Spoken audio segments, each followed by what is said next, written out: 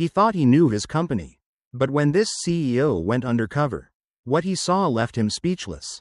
A black worker pushed to his limits. A toxic culture hidden in plain sight, and a secret so deep it could bring everything crashing down. What happens when the boss uncovers the truth?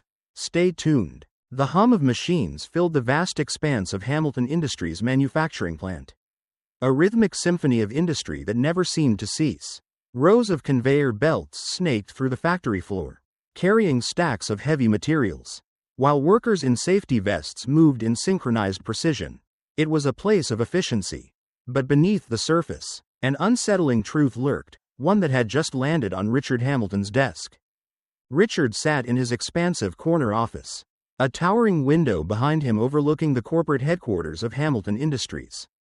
At 52, he had spent decades building his company into one of the most successful manufacturing enterprises in the country. But for all his experience, nothing could fully prepare him for the email he had just opened. The subject line read, "Ongoing discrimination at Plant 3 urgent." His fingers tightened around the armrest of his chair as he read the contents. The anonymous email detailed a pattern of abuse happening right under his nose. It spoke of a group of workers, led by a shift supervisor named Jake Thompson, who had been targeting minority employees, particularly black workers, forcing them into grueling tasks while their white colleagues stood idly by. The message was blunt, accusing Hamilton Industries of fostering a workplace where discrimination was not only present but tolerated. Attached to the email was a video. Richard clicked play. The grainy security footage showed a loading dock at Plant 3. A single worker, Jamal Carter, the email claimed, was heaving massive boxes onto a dolly while 3 other men, presumably Jake and his associates, stood a few feet away. They were laughing, arms crossed, making no effort to help. One of them, a tall man with a buzz cut, nudged another and muttered something that made the group chuckle. Jamal, with his sweat-soaked shirt clinging to his back, kept his head down and continued working. Richard leaned back, his jaw tightening. He had spent years cultivating Hamilton Industries into a company that valued integrity.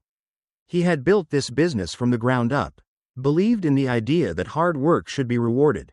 And now, this? If what he was seeing was even half true, it meant a systemic failure had taken root, and it had happened under his watch. His first instinct was to storm into Plant 3 and fire Jake on the spot. But something held him back. If this had been happening for months, maybe years, removing one man wouldn't fix the problem. There was a bigger question here. How deep did this go? Who else knew? Who else was complicit? Richard exhaled slowly. He wouldn't make a rash decision. He needed to see it for himself. He reached for his phone and dialed his assistant. "Dana, clear my morning. I'm heading to Plant 3. "Of course, sir," Dana replied. There was a pause. "Is there a specific reason? Or should I just note it as a routine visit?" Richard's gaze flicked back to the paused frame on his computer screen. To the look on Jamal's face, strained but determined. "Just call it an inspection."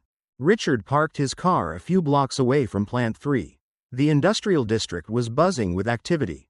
Trucks hauling materials in and out. Workers in steel-toed boots moving through the loading docks. He had been to this facility before, but always as the CEO. Always with an entourage. Today, he wanted to be just another visitor. Dressed in a simple navy jacket and jeans, he stepped inside the plant. The scent of metal and oil filled the air. The hum of machines a constant backdrop. Workers moved with practiced efficiency. Assembling components, checking inventory, stacking crates. A supervisor, a middle-aged man with thinning hair, approached. His name tag read, Morris. "Can I help you?" he asked, glancing at Richard's visitor badge. "Just here for an internal quality check." Richard replied casually. "Figured I'd walk the floor before heading to the office." Morris nodded, not questioning it. The plant had been through plenty of audits before, and Richard knew that as long as he acted with confidence, no one would think twice. He moved through the plant slowly, taking it all in. The workers operated in clusters, but it didn't take long for him to spot the pattern. Jamal Carter, the man from the video, was bent over, lifting a shipment of raw materials onto a dolly by himself. His uniform was damp with sweat, his movements steady but strained. Around him, 3 men stood nearby, Jake Thompson, the shift supervisor, along with two others, Mike and Tom. They weren't doing anything. Jake leaned against a stack of crates, arms crossed, his expression amused. Tom muttered something to Mike, who snickered. Then, Jake called out, "Jamal, think you can speed it up? We don't have all day." Jamal adjusted his grip and kept working. Richard's fingers curled into a fist at his side. The power dynamic was clear. Jamal wasn't just given the hardest work. He was being deliberately isolated. A forklift beeped as it backed up, momentarily drowning out the conversation. That's when Mike's voice cut through the noise. "He's used to this, aren't you, Jamal?" The words were light, casual, but Richard caught the meaning instantly. The smug grin on Mike's face confirmed it. Jamal hesitated, just for a fraction of a second, before tightening his jaw and continuing. He didn't respond. Richard took out his phone. Without drawing attention, he angled it toward the scene and hit record. If he was going to do this right, he needed undeniable proof. He watched for another minute. Jamal finished stacking the load and wiped his forehead. But before he could catch his breath, Jake gestured to another set of crates. "Got another batch for you. Think you can handle it?" Tom chuckled. "Course he can. Guy's a natural." Jamal didn't look up. He grabbed the dolly and pushed forward. Richard had seen enough. He pocketed his phone and walked toward them. "Excuse me," he said, voice even. Jake turned, his casual smirk unwavering. "Something I can help you with?" Richard gestured toward the crates. "Why is he the only one moving those?" Jake blinked. "He's faster than the rest of us. We let him do what he's good at." Mike and Tom chuckled. Jamal finally glanced up, eyes flicking between Richard and Jake. There was something there, uncertainty, calculation. He knew better than to challenge Jake openly. Richard nodded slowly. He didn't push further. "Not yet." "I see," he said. Then, with deliberate calm, he turned and walked away. As he moved, he sent a quick text to his assistant. "Have IT pulled the last 3 months of security footage for Plant 3? I want everything." Richard sat in his office late into the night, the only light in the room coming from the glow of his laptop screen. The hum of the city beyond his window was distant, almost muted, as he scrolled through emails from the IT department. A folder had been delivered to his secure server, 3 months' worth of surveillance footage from Plant 3. He exhaled slowly and clicked on the first video. The screen flickered to life, showing the factory floor from a high angle. The timestamp indicated it was from 2 months ago. At first glance, it looked like any other workday, machines operating, workers moving materials, but then his eyes locked onto a familiar figure. Jamal. Richard leaned in. Jamal was hauling a massive steel container across the floor. Alone. Jake and his crew stood nearby, arms folded, talking among themselves. Every so often, Jake would glance over at Jamal, smirk, and continue his conversation. Richard fast-forwarded through the footage. The pattern repeated over and over, every time a difficult or physically exhausting task needed to be done. It was Jamal, or another black worker, who was given the job. Meanwhile, Jake, Mike, and Tom would delegate lighter tasks among themselves or stand idle. One clip stood out. The date was recent, less than a week ago. A shipment had arrived late, throwing the production schedule off. Jake walked up to Jamal, said something, and patted him on the back in what seemed like a friendly manner. Then he pointed to a stack of unfinished crates. Jamal nodded and got to work while the others walked away. Moments later, Jake was seen talking to a floor manager. Less than 5 minutes after that, the same manager was berating Jamal, accusing him of working too slowly and causing delays. Richard's jaw tightened. He clicked on another file. This one showed a machine malfunction. Sparks flew from a conveyor belt, halting production. Workers scrambled to assess the situation. Jake was seen waving his hands, calling for attention, then pointing at Jamal. The video had no audio, but Richard didn't need sound to know what was happening. Jamal was taking the blame. Richard closed his laptop, pressing his fingertips against his temple. This wasn't an isolated incident. It was systematic, and it had been going on for months. He picked up his phone and dialed Sarah Whitmore, the head of our. Sarah answered immediately. "I need you to run a quiet investigation at Plant 3, Richard said, his voice firm but controlled. Talk to the workers. Find out what's really happening down there. But keep it discreet. There was a pause before Sarah replied. Understood. Any particular employees I should focus on? Jamal Carter, Richard said, and anyone else who might have witnessed what's been going on. Sarah hesitated. If this is as bad as you think, some people might be too afraid to talk. Find someone who isn't, Richard said. The next morning, Sarah went to work. She started with casual conversations, asking workers about their experiences on the floor. Most were reluctant to say anything negative. Either they truly believed nothing was wrong, or they were too afraid to speak up.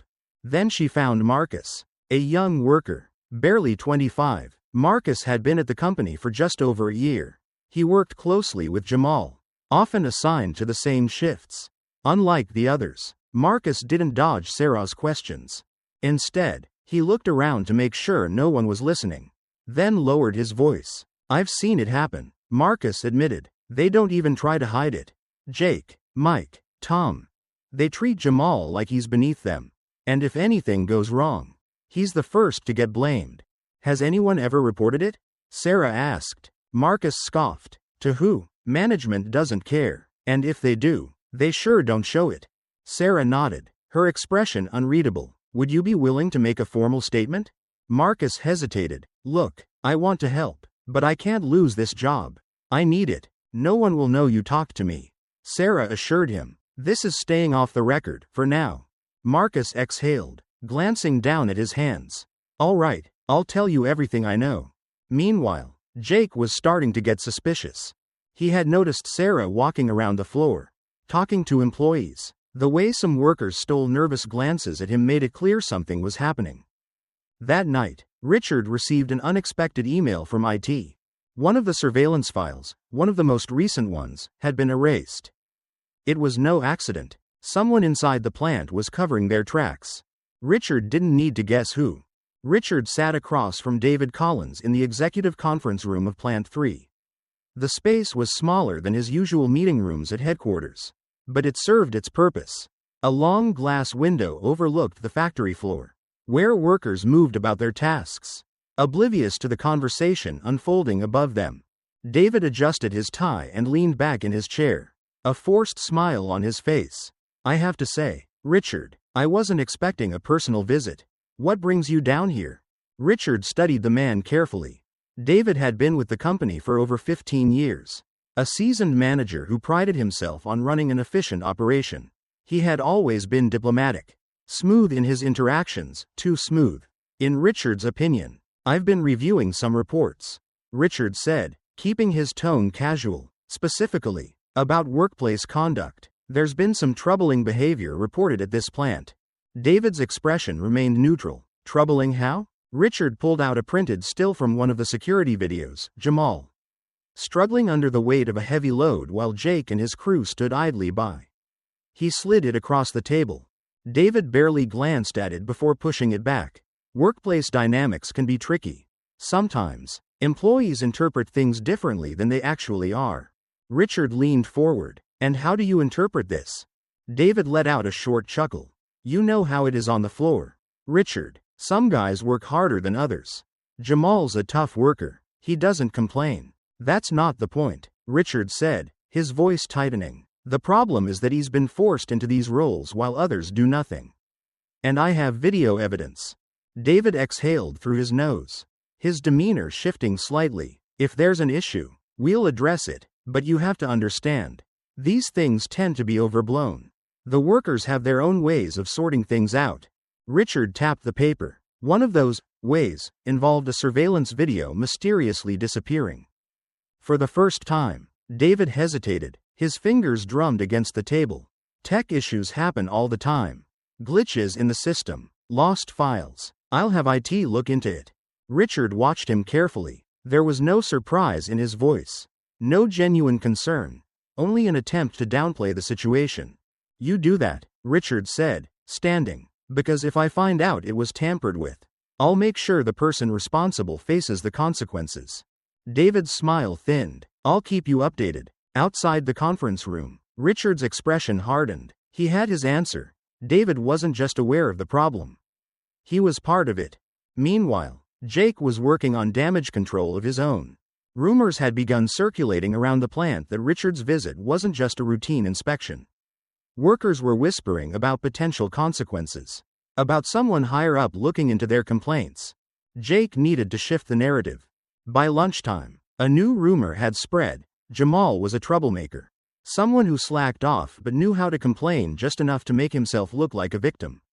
Jake played his part well, dropping casual remarks to other workers, letting them reach their own conclusions.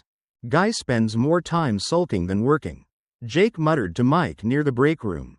And now he's got the big bosses sniffing around? Pathetic. Mike nodded. Yeah, man, some people can't just put their heads down and do their jobs. It didn't take long for the whispers to turn into gossip. At the same time, Sarah was following her own lead. She had tracked down an old IT employee who had once managed security footage at Plant 3.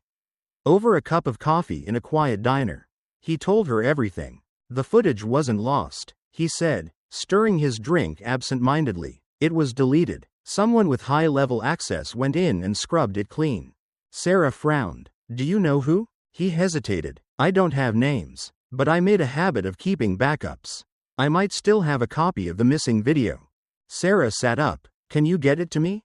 The man nodded. Give me a day. Back at the plant, Jamal was feeling the weight of Jake's retaliation. His workload had doubled. Every shift, new tasks were added. His hours stretched longer. When he asked why, the response was always the same. We're short-staffed, Jake would say with a smirk. Jamal knew it was a lie, but he also knew pushing back would only make things worse. Then, the breaking point came. One of the younger workers, barely out of training, was assigned to operate a piece of machinery he wasn't qualified for. It was supposed to be a two-man job, but Jake insisted he handle it alone. The result was a disaster. A loud crash echoed through the factory as a steel frame collapsed, trapping the worker's leg beneath it. People rushed to the scene, shouting for help. Jake was the first to spin the story. The kid was careless, he told the floor manager. Didn't follow protocol. But Richard, who had been nearby, saw the truth. This wasn't just an accident. This was negligence, forced onto a worker who had been set up to fail. And Richard had seen enough. It was time to act. The ambulance had already left, its sirens fading into the distance. But the tension in the factory remained thick. Workers stood in small clusters, whispering among themselves, glancing toward the loading dock where the accident had happened.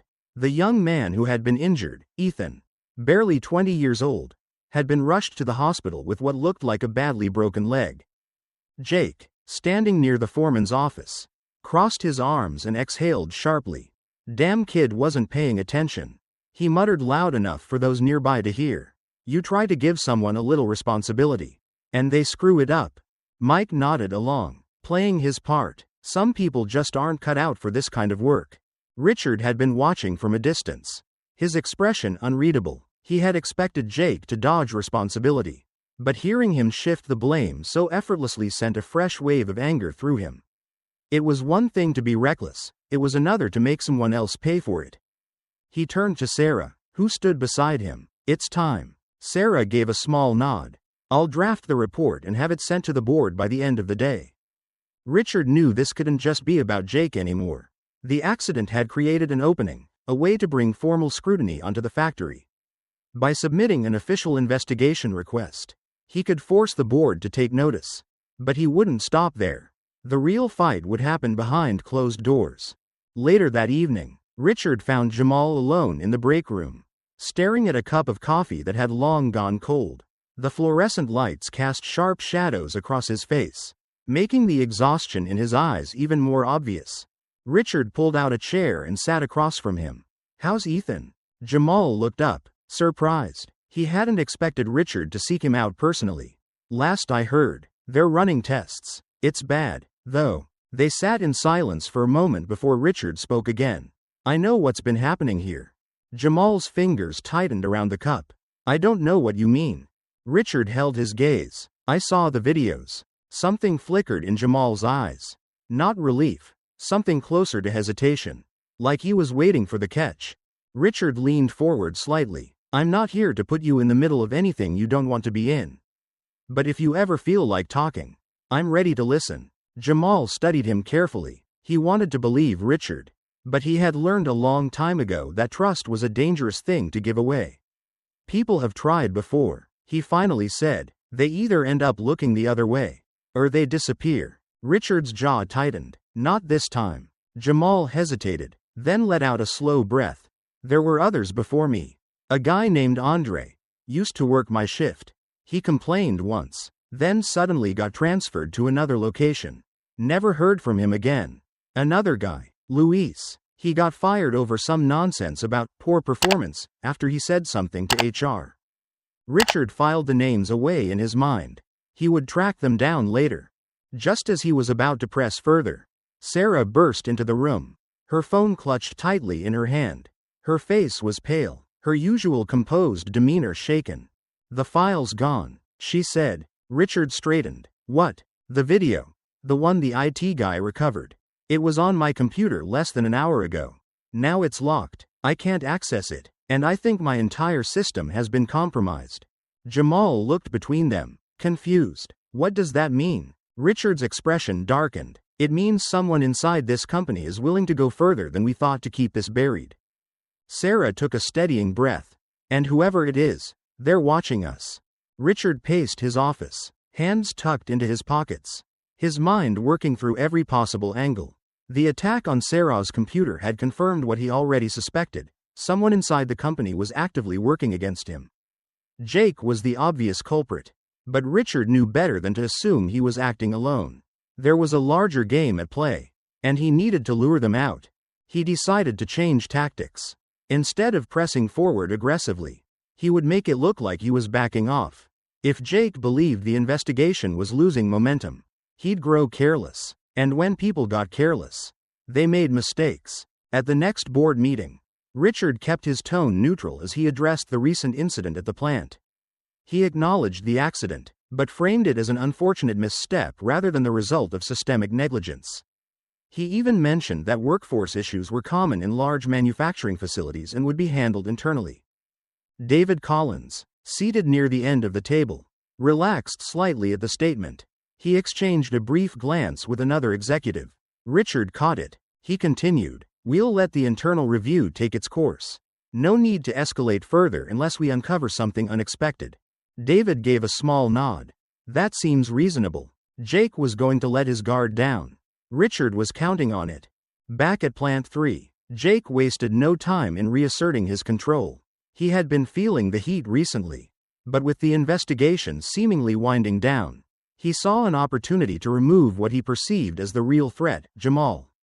It started subtly. A missing shipment of materials was suddenly logged under Jamal's name. Then a critical deadline was missed, with paperwork conveniently tracing back to his workstation. The final blow came when Jake personally reported Jamal for a supposed safety violation, claiming he had failed to follow proper protocols during a routine machine inspection. Jamal was pulled into the foreman's office. He had known something like this was coming, but that didn't make it any easier. "This is a serious matter," the supervisor said, flipping through the paperwork. "Multiple infractions in the past few weeks. We have no choice but to suspend you until further notice." Jamal clenched his jaw. "I didn't do any of this." The supervisor barely looked up. "You can appeal the decision through HR." Jamal knew that was pointless. HR didn't protect people like him. As he stepped out of the office, the factory floor was quieter than usual. Some workers looked at him with sympathy. Others avoided eye contact. But one person walked straight toward him. "Marcus. I've got something," Marcus said under his breath. "Meet me outside in 10. Jamal hesitated. He had tried not to involve anyone else in his problems. But Marcus seemed determined. He nodded. Outside, under the shadow of the loading dock, Marcus pulled out his phone. "I took screenshots." Jamal frowned. "Of what?" Marcus handed him the phone. On the screen was a series of text messages exchanged between Jake and David. The messages were blunt. "Jamal is becoming a problem. We need to get rid of him." David's response had been just as cold. "Already working on it. Make it look legitimate." Jamal felt his stomach tighten. "You could get fired for having these." Marcus shrugged. "So could you." Jamal exhaled slowly. "We need to get this to Richard. At that moment, Richard was already a step ahead. He had spent the past 24 hours securing a meeting with someone outside of Hamilton Industries, an investigative journalist named Daniel Reese. Reese had built a reputation for exposing corporate misconduct, particularly in industries where labor violations were often swept under the rug. Over coffee in a quiet downtown cafe, Richard slid a folder across the table. "Everything you need is in there," he said. Reese flipped through the documents. "These are serious allegations." "They're more than allegations," Richard said, "and this is only what I can prove so far. There's more beneath the surface." Reese nodded. "If this holds up, you're looking at a major scandal. Are you prepared for that?" Richard had already considered the fallout. Exposing this would shake the company to its core. But if he didn't, it would mean allowing people like Jake and David to continue unchecked. "I am," he said. Reese closed the folder. "Then let's get to work." Richard left the cafe feeling a sense of momentum. For the first time in weeks, it felt like he had control. But that feeling was short-lived. Later that night, as he reviewed the information Marcus had sent over, a realization struck him. David Collins wasn't just covering for Jake. He was orchestrating the entire operation. The deleted footage, the IT breach, the pressure on Jamal, it had all been part of a larger effort to hide something far worse. And Richard had just given them a reason to fight back harder. Richard sat at the head of the conference table, his fingers steepled, his expression unreadable. Across from him, David Collins adjusted his cufflinks with a forced nonchalance. The two men had known each other for years. But today's meeting was different. There were no pleasantries, no business as usual. This was a confrontation. Richard slid a folder across the table. "I assume you already know what's in here." David barely glanced at it. "Should I?" Richard leaned forward. "The deleted surveillance footage, the falsified safety reports, and let's not forget the pressure you've been putting on workers to stay quiet." David finally looked up. "That's a strong accusation." Richard opened the folder, revealing printouts of emails, text exchanges, and the recovered video file. "And these are strong facts." For the first time, David hesitated. His usual confidence wavered just enough for Richard to see the cracks forming. Richard pressed on. "You've been shielding Jake because he's useful to you. But the problem is, you got sloppy. You thought erasing files and intimidating employees would be enough to keep this quiet." David let out a slow breath, then leaned back in his chair. "All right, Richard, let's talk." Richard didn't respond. He wanted to hear what came next. David folded his hands on the table. "You and I both know how this works. Things happen in business. Sometimes people make bad decisions. And sometimes those decisions have consequences. Like a worker getting injured because of negligence?" Richard shot back. David ignored the remark. "I can make this easy for you. I'll deal with Jake. He's become more trouble than he's worth. I'll ensure he's removed quietly. And in return, you let the rest of this go." Richard shook his head. "This isn't just about Jake." David gave a tight smile. "You think you can take on the whole system? Come on, Richard. You've been in this industry long enough to know how things work. What do you think happens when you start digging too deep?" Richard's jaw tightened. "We fix the problem." David chuckled. "You think the board cares about your moral crusade? They care about profit margins and stability. If you push this, they'll start to see you as the problem." Richard didn't flinch. "I'll take my chances." David's expression hardened. He could see he wasn't going to win this negotiation. "You're making a mistake." Richard stood. "No, David, you did." Meanwhile, Jake was beginning to feel the walls closing in. He had heard whispers that something was happening behind closed doors. And he didn't like it. He had always counted on David's protection. But something was different this time. The old man wasn't returning his calls. That's when he decided to send a message of his own. He cornered Marcus in the break room. "You've been talking to the wrong people," Jake said, his voice low. Marcus tried to step around him. But Jake blocked his way. "You need to think real hard about who you're loyal to." Marcus met his gaze. "I know exactly who I'm loyal to." Jake exhaled sharply. "Wrong answer." Word of the encounter spread fast. Workers began to murmur, sensing that something big was coming. Then, in a move that no one expected, Jamal walked back through the factory doors. He had been suspended, humiliated, and pushed aside, but he wasn't done. Not yet. With Richard's backing, he was ready to fight. But just as the truth was about to come out, the unthinkable happened. A formal complaint was filed against Richard himself. It was anonymous. The accusation? Discriminatory hiring practices. The timing was too perfect to be a coincidence. The board, suddenly wary of controversy, announced an immediate pause on the internal investigation. And just like that, Richard went from being the one leading the charge to the one under fire. Richard sat in his office, the weight of the anonymous complaint pressing down on him. He had expected resistance, but this was a calculated strike, one designed to cripple him before he could take down Jake and David. The timing was too convenient. Sarah stood by his desk, her phone in hand, face tense. "I traced the complaint," she said. "It was filed through an anonymous legal service. But I dug deeper, and the account used to submit it was created 2 days ago. It's linked to an IP address that matches one used at Plant 3. Richard exhaled slowly. "Jake." She nodded. "Most likely, but it's not enough to prove anything. The board will need something more substantial before they dismiss it." Richard knew how this game was played. The accusation wasn't meant to stick, it was meant to slow him down. If the board believed even for a second that he was a liability, they'd pull back their support. And that's exactly what was happening. The board meeting was tense. Half the members argued that the accusation had no merit, that Richard had always been fair in his hiring practices. The other half worried about the optics. A discrimination case, even a false one, could damage the company's reputation. "We can't afford this kind of scrutiny," one board member said. "We need to consider stepping back from this investigation until Richard clears his name." Richard clenched his jaw. "If we do that, we're letting them win." A few members exchanged glances. "We're running a business, Richard, not a crusade." For the first time, Richard realized that some of them would rather sweep everything under the rug than risk the fallout. Jake was betting on that. And he wasn't done. That afternoon, Jake called for a meeting on the factory floor. Workers gathered as he stood atop a loading dock, his voice carrying over the crowd. "They're trying to get rid of me," Jake said, shaking his head. "Why? Because I don't play by their rules. Because I stand up for guys like us." A few workers murmured in agreement.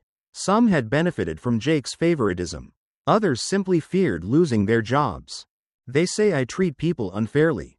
But let me ask you, have any of you seen me do anything wrong?" The crowd was silent. No one wanted to be the first to speak. Then, Jamal stepped forward. For a brief moment, Jake faltered. He hadn't expected this. Jamal's voice was steady. "I have." A ripple went through the workers. Jamal continued, his tone calm but firm. "I've been working here for years. And I've been forced to take shifts no one else wanted. Lift loads heavier than anyone else. And take the blame for things I didn't do. You made sure of that." Jake smirked. "You saying you're the only one who works hard around here?" Jamal ignored him. He pulled out his phone and held it up.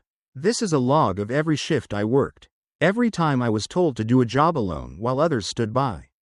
And this," he pulled out a printed email, "is a message you sent to David Collins, telling him to handle me." Murmurs turned into full conversations. Jake tried to laugh it off. "Come on, man, you're twisting things." Jamal took a step closer. "Am I?" Before Jake could respond, a new voice cut through the noise. Richard stood at the edge of the crowd, a tablet in his hand. "I think it's time we let the truth speak for itself." He pressed play. The video Sarah had recovered appeared on the screen. It showed Jake standing by the assembly line, arms crossed, watching as a worker struggled with heavy equipment. His voice was clear. "He'll figure it out. And if he doesn't, it's not our problem." A moment later, the machine malfunctioned. The worker stumbled, trying to regain control. Instead of stepping in, Jake turned away. The crowd went silent. Jake's face drained of color. Richard lowered the tablet. "You want to talk about who's being unfair? Let's start with you." Jake sat alone in the break room, staring at his hands. His fingers twitched as he listened to the low murmurs outside the door. The factory had turned against him. Workers who once laughed at his jokes now avoided his gaze. Even Mike and Tom, his closest allies, had stopped standing by him. He had always believed that loyalty was built on fear, that as long as he held control, no one would dare cross him. But fear was a fragile thing. And now, with that video out in the open, no one wanted to be seen next to a sinking ship. A door slammed somewhere in the distance, followed by the sharp click of approaching footsteps. David Collins. Jake straightened, wiping the sweat from his palms as David walked in. His expression unreadable. He didn't sit down. Instead, he crossed his arms and looked down at Jake like he was nothing more than a problem to be solved. "This is bad," David muttered. "You really screwed this up." Jake swallowed hard. "We can fix it. We just..." David held up a hand, silencing him. "No, you fix it." Jake blinked. "What?" David leaned in slightly, lowering his voice. "As of this moment, you are no longer under my protection. If anyone asks, you acted alone. This wasn't company policy. This wasn't a management failure. It was you." Jake's stomach dropped. "David, you think I'm going down for this?" David scoffed. "You think I'm going to stand in front of the board and take the fall for your stupidity?" Jake clenched his fists. He wanted to argue, but deep down, he had known this was coming. David had always been good at covering his tracks. "I kept my mouth shut about a lot of things." Jake hissed. "You and I both know this goes deeper than me." David tilted his head. "You can talk all you want, but without proof. It's just a desperate man making excuses. And right now, you look real desperate." Then, without another word, David turned and walked out, leaving Jake sitting in the silence of his own destruction. At the same time, Richard was preparing for the inevitable board meeting. The members had called for an emergency session, and Richard knew exactly what was coming. Half of them would want to handle this internally, to keep the scandal from spreading further. The other half would be too afraid of bad press to take a stance. When the meeting began, the discussion unfolded exactly as he expected. "We need to be strategic about this," one board member said. "If we remove Jake quietly and make a statement about employee accountability, we can control the damage." Another member nodded. "Dragging this into the public eye would only invite more scrutiny." Richard sat back, arms crossed. "You mean it would expose more of what's already been happening?" A few of them shifted uncomfortably. "We don't need to make this about the entire company, Richard," one of them said. "We can address the issue without tearing everything apart." Richard exhaled sharply. "That's exactly why this keeps happening. Because people like Jake are allowed to operate in the shadows while the company looks the other way." Silence. Finally, one of the older members cleared his throat. "And what do you propose?" Richard didn't hesitate. "We make it public. We take responsibility. And we implement actual oversight so this doesn't happen again." David, sitting at the far end of the table, forced a smile. "That sounds noble, Richard, but let's be realistic. If we go down that road, we open the company up to lawsuits, government investigations." Richard cut him off. "And if we don't, this won't be the last time we sit here, having this conversation." Before anyone could respond, a soft chime rang through the room. Everyone checked their phones almost simultaneously. Richard frowned as he opened his email. His blood ran cold. A news alert flashed across his screen. "Anonymous source exposes labor violations at Hamilton Industries." Attached to the article was a series of leaked emails and internal reports detailing everything, from forced overtime to cover-ups of workplace injuries. The story was already spreading, picked up by multiple news outlets. David's face paled. "What the hell is this?" Richard's jaw tightened. "It means we're out of time." The newsroom lights were bright. Cameras lined up in perfect formation. Reporters adjusting their microphones as they prepared for what was quickly becoming the biggest corporate scandal of the year. The Hamilton Industries labor violations had exploded across every major news outlet. Headlines dissected every angle: worker mistreatment, cover-ups, the questionable ethics of those in power. Richard sat at the head of a long table in the company's press conference hall, facing a crowd of journalists. Cameras rolling. His tie felt a little too tight, but he kept his hands steady on the table. This wasn't just about salvaging the company's reputation. This was about proving that change was possible, even in an industry where people like Jake and David had thrived for decades. A reporter from the Wall Street Journal was the first to speak. "Mr. Hamilton, given the overwhelming evidence of workplace discrimination and negligence, why did it take an external leak for your company to take action?" Richard met her gaze. "Because sometimes, The people who are supposed to enforce accountability are the ones hiding the truth. There was a murmur in the room. Another journalist raised a hand. So you're saying this wasn't just a failure of oversight, but an active cover-up? Richard nodded. That's exactly what I'm saying. Across town, David Collins sat in his office, his phone ringing non-stop. The company's legal team had already informed him he was being suspended. Effective immediately, he had spent years cultivating power, maneuvering behind the scenes, ensuring he was always protected. But now, everything was slipping through his fingers. An email from Sarah Whitmore had sealed his fate. She and Marcus had uncovered records showing that David had manipulated safety reports, burying workplace injuries under false documentation to keep regulators off Hamilton Industries' back. The evidence was irrefutable. As he stared at the termination notice on his screen, his office phone rang again. It was an unknown number. David hesitated, then picked up. A distorted voice came through the line. You should have played your cards better, David. Then the call disconnected. At the same time, Jake was pacing outside the press conference room. His heart pounded as he read through the news articles on his phone. He was being labeled as the face of the scandal, the fall guy, the corrupt supervisor who had let discrimination run rampant. But he wasn't going down alone. When the press conference ended, Jake stormed into the hallway, shoving past security until he was standing just a few feet from Richard. This isn't over, he hissed. Richard studied him for a long moment before speaking. Yes, Jake, it is. Jake let out a sharp laugh. You really think I was the only one? That firing me fixes everything? Richard didn't blink. No, but it's a damn good start. Jake's shoulders tensed. His career was over, but if he was going to burn, he'd make sure others burned with him. Meanwhile, Richard stood before the remaining board members that evening and laid out his vision for the company's future. A complete overhaul of workplace policies, an independent watchdog committee, direct channels for employee complaints, real change. Some of them looked uncomfortable. Others seemed willing to listen. But just as the meeting adjourned, Sarah's phone buzzed with a new email.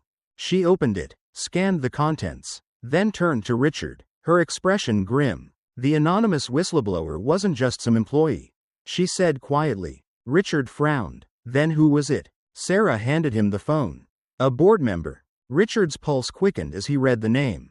This wasn't over. Someone within the highest ranks of Hamilton Industries had orchestrated the leak. And whoever it was, they weren't finished yet. The boardroom was silent except for the steady hum of the overhead lights. 11 men and women sat in polished leather chairs around the long oak table, their expressions ranging from concerned to outright hostile. The air was thick with tension, the weight of the public scandal pressing down on the room. At the head of the table, Richard remained composed, his hands clasped together as he listened to the argument unfolding before him. We need decisive action, one of the board members said, leaning forward. The public perception of this company is crumbling. Investors are pulling back, stock prices are shaky, and we've got the media breathing down our necks. Richard met his gaze. And how exactly do you propose we handle that? A few members exchanged uneasy glances before another spoke up. A leadership change. Richard's jaw tightened. You want me to step down? Think about it, Richard, said a woman near the middle of the table. This isn't personal. If we remove you, we can frame this as a necessary reset. We acknowledge the mistakes, implement reforms, and reassure the shareholders that we have control of the situation. Richard let out a slow breath, scanning the faces before him. Some looked uncertain, others eager, but he could see it now. The real push wasn't coming from them.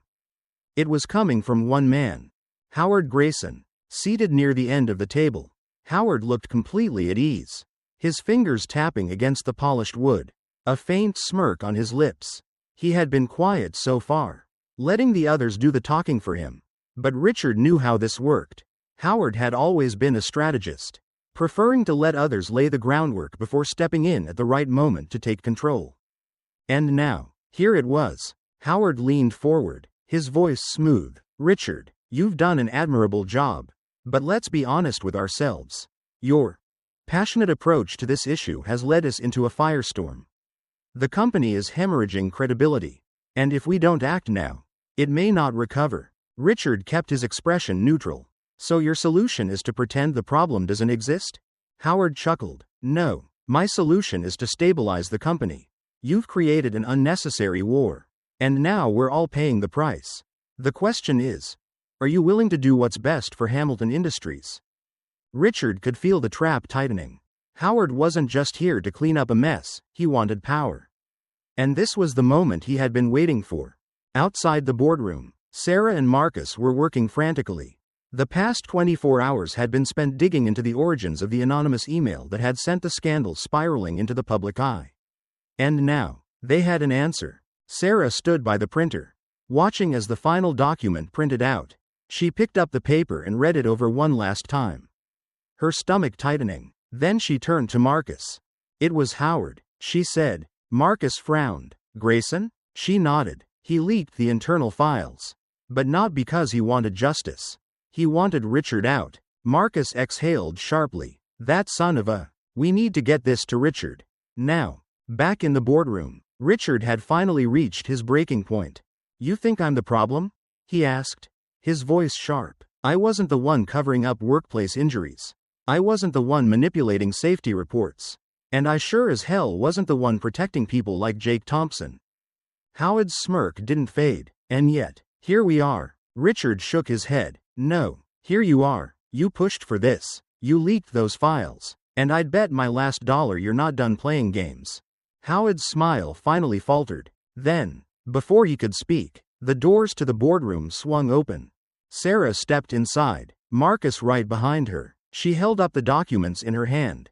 We know what you did, Howard. The entire board turned toward her. Howard's fingers twitched against the table. I have no idea what you're talking about. Sarah walked forward and placed the papers in front of Richard. You leaked the files to the press. You set this whole thing in motion, not to expose corruption, but to take control. A murmur rippled through the boardroom. Howard's expression darkened. You have no proof. Sarah arched an eyebrow. You used your assistant's account to send the files. We traced the login location back to your home office. Howard's face paled slightly. Richard leaned back in his chair. So tell me, Howard, was this really about justice? Or was it about getting me out of the way? Howard's lips pressed into a thin line. But he didn't answer. Then, just when Richard thought he had him cornered, Howard exhaled and reached into his briefcase. He pulled out a thick folder and slid it across the table. You're not as clean as you think you are, Richard, he said smoothly. Richard flipped open the folder.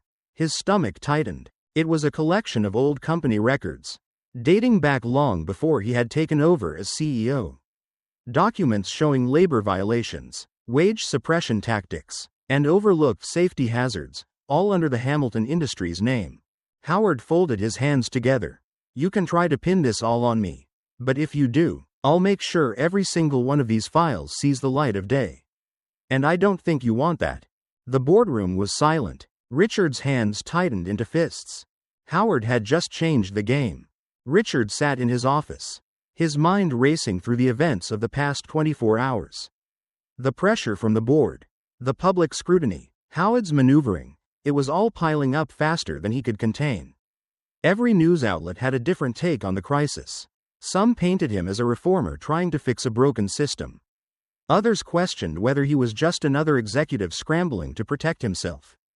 The headlines were relentless. Is Richard Hamilton really cleaning house, or just covering his own tracks?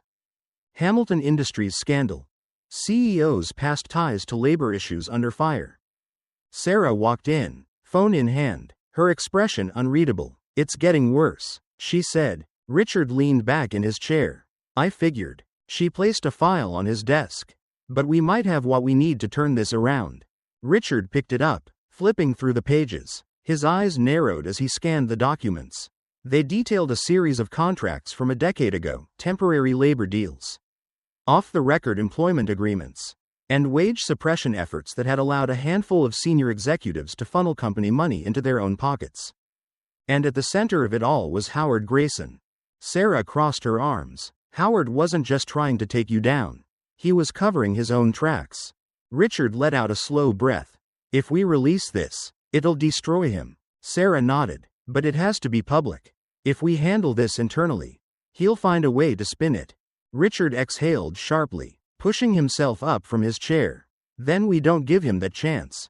The next morning, the boardroom was full again.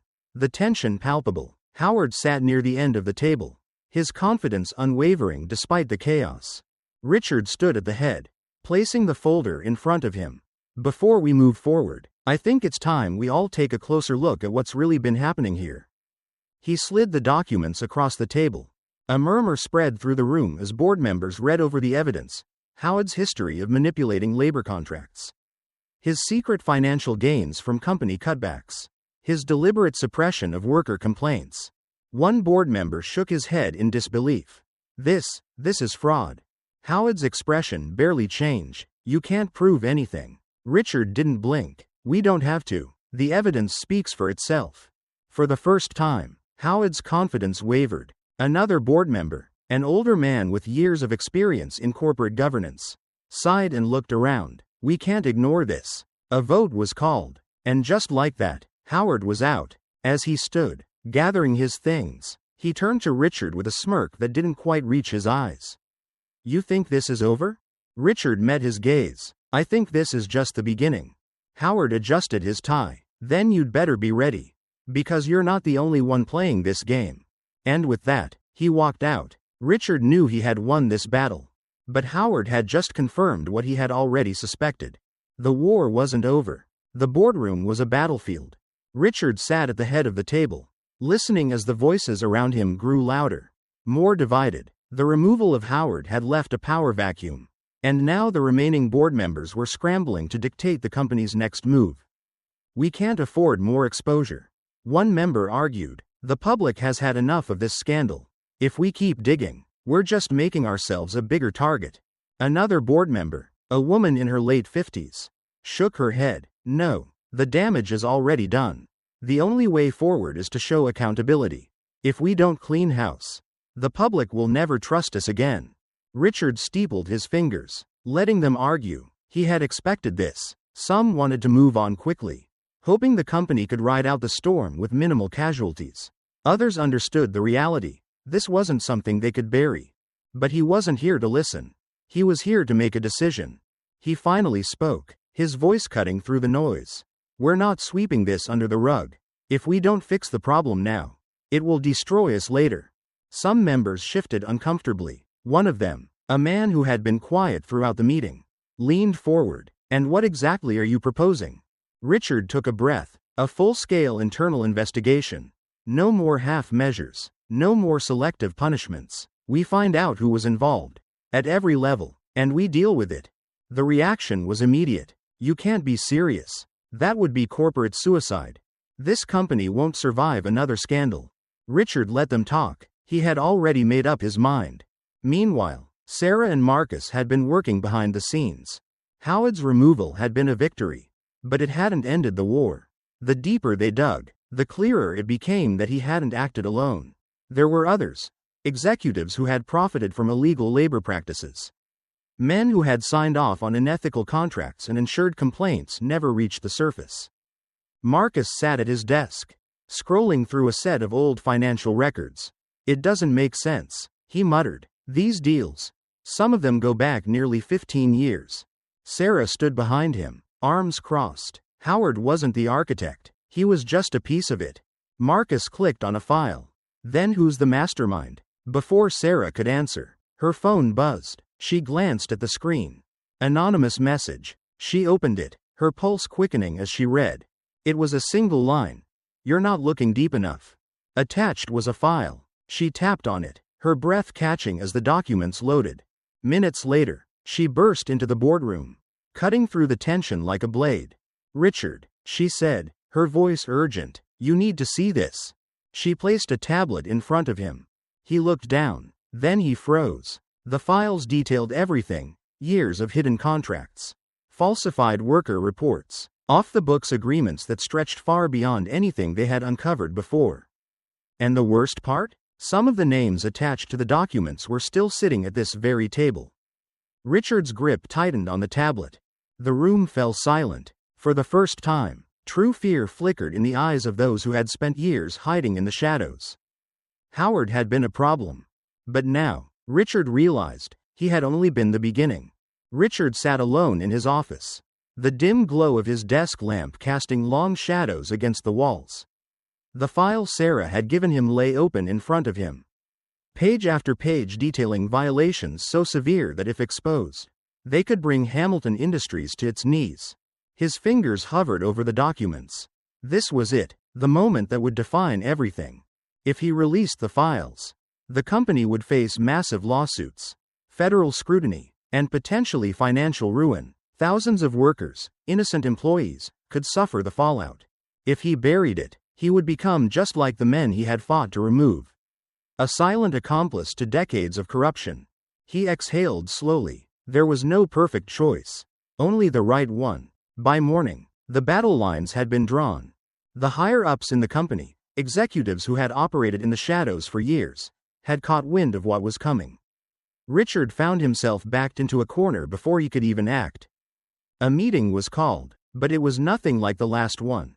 This time, it wasn't just discussion, it was a warning. A senior board member, a man named Alan West, leaned forward, his expression neutral but his voice carrying weight. Richard, let's be clear, if you go forward with this, there will be consequences, not just for the company, but for you. Another member nodded. We understand your intentions, but if you continue on this path, we will have no choice but to put it to a vote. And frankly, I don't think you'll like the result. Richard glanced around the table. Some faces showed hesitation, but others were steeled, ready to push him out if it meant protecting their own interests. They weren't even trying to hide it anymore. That night, as the battle played out behind closed doors, something else was happening in the world outside.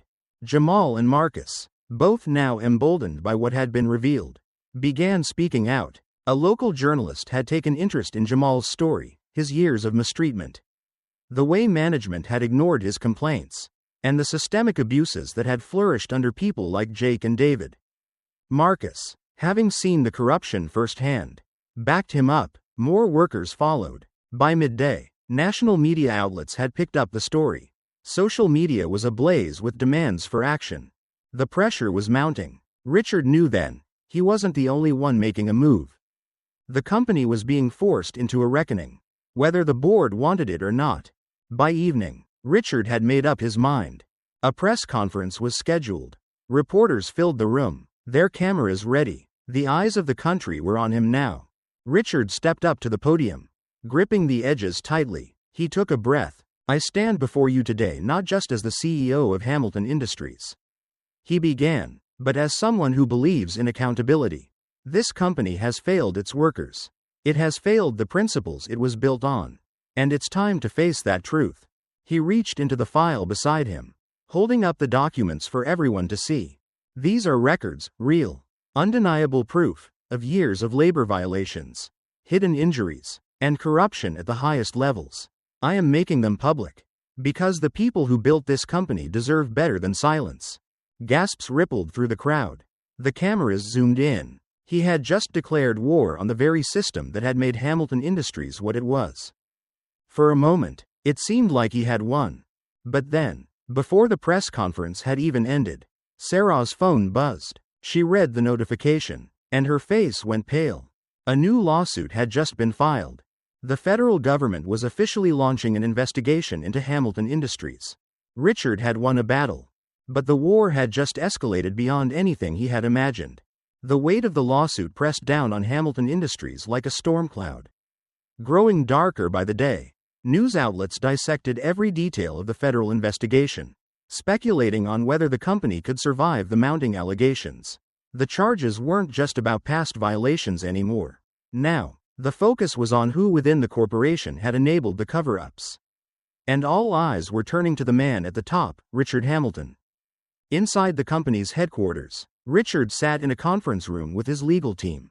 Stacks of documents were spread across the table, emails flagged in red, financial records under scrutiny. Sarah and Marcus were there too, trying to piece together a defense before everything collapsed. One of the attorneys, a sharp-eyed woman named Linda Carter, tapped her pen against the folder in front of her. Richard, the government isn't just looking at the company, they're looking at you.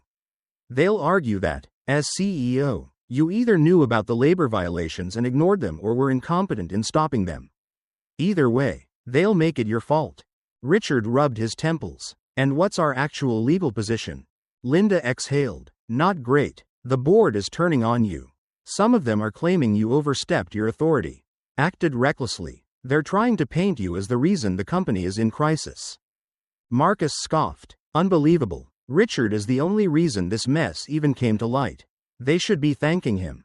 Linda gave a dry smile. That's not how corporate politics work. Meanwhile, behind the scenes, the faction within the board that had opposed Richard from the start was making its move. With the company facing a potential multi-million-dollar settlement, they saw an opportunity to push him out. If they could force him to resign, they could negotiate a quieter resolution, one that prioritized the company's survival over justice.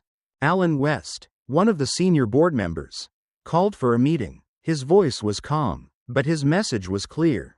This company needs stability. Right now, Richard Hamilton is a liability. Richard knew this was coming. He sat across from Alan and the others, letting them talk, letting them lay out their arguments. Then, when the room fell silent, he spoke. If I leave now, everything we've worked for dies. The people who did this walk away free. And the workers? The ones we promised to protect? They get nothing. Alan leaned forward. You can't save this company and yourself at the same time. Richard met his gaze. Watch me. As the internal battle raged, Sarah and Marcus kept digging. They needed something. Anything. That could shift the legal case in Richard's favor. Then, late one night, Sarah found it. She burst into Richard's office. Marcus close behind her, holding a set of documents. We have proof, she said, out of breath. Richard looked up. Proof of what? Sarah laid the papers on his desk. That Howard and his people tampered with internal records. They manipulated data to make the violations look worse. Probably to use it as leverage later. The government is going after the company based on evidence that was deliberately falsified. Marcus nodded. If we can prove this in court, we can undermine the entire case against you. For the first time in days, Richard felt something close to hope. But before they could act, the unexpected happened. That night, their key witness, a former senior legal executive who had been prepared to testify about Howard's involvement, vanished. His phone disconnected, his home empty, no trace of where he had gone. Richard stared at the empty chair in the witness room the next morning, his jaw tightening. The opposition wasn't just fighting back. They were willing to do whatever it took to win. The press conference was packed. Cameras flashed, microphones lined the podium, and the murmur of reporters filled the air. The entire nation was watching. Richard stood before them, hands gripping the edges of the podium. His suit, usually crisp and composed, was slightly wrinkled from the past few sleepless nights. He had spent decades building Hamilton Industries. But today, he was tearing down its facade. He took a steady breath and spoke. This company has failed its workers.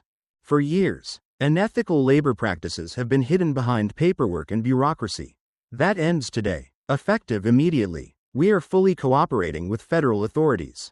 Every individual responsible for the abuses, from the lowest supervisor to the highest executive, will be held accountable. Murmurs erupted among the journalists. Some scrambled to take notes. Others whispered to their colleagues. Richard continued. This isn't about damage control. This isn't about public relations. This is about justice. As soon as the press conference ended, federal investigators launched their final push. Sarah and Marcus, working alongside a team of forensic accountants, unearthed the missing financial records. The documents revealed that Howard and his allies had laundered millions through shell companies, using illegal labor contracts to maximize profits. The evidence was airtight. It was enough to dismantle everything they had built. Days later, law enforcement moved in. Howard was arrested at his estate in the early morning hours, his face pale as officers led him away in handcuffs. Other executives, those who had remained in the shadows, were taken in for questioning. Some tried to negotiate, offering information in exchange for reduced sentences. But the case was too big now. The government wanted convictions. Within the company, the board had no choice but to act. A vote was cast. The old leadership structure was dissolved. Richard's plan for internal reforms was approved. Transparency measures were implemented. Independent auditors were brought in. For the first time in years, Real change was happening. And for the first time in his career, Richard felt the weight of victory, along with the weight of what it had cost him. Many of his former allies had distanced themselves, wary of what he had done. Investors were still uneasy. The company's stock had taken a hit, and rebuilding trust would take years. But that was a battle for another day. For now, there was closure. Jamal and his fellow workers received their long overdue compensation. Policies were rewritten to protect employees, ensuring that no one else would suffer what they had endured. As Richard left his office late that evening, exhausted but resolute, his assistant handed him a small envelope. "No return address," she said. "It was left on your desk." Richard frowned, opening it carefully. Inside was a single sheet of paper, typed, "Anonymous. You exposed them, but you didn't dig deep enough. There's more." His grip tightened around the letter. It was just beginning. Justice isn't just about exposing the truth, it's about having the courage to change it. Richard risked everything to stand up for what was right. But corruption runs deep, and the fight is never truly over. So, what would you do if you uncovered a hidden injustice? Let us know in the comments. And if you want more stories that challenge power and reveal the truth, don't forget to subscribe to Undercover Truths. The next revelation might be closer than you think.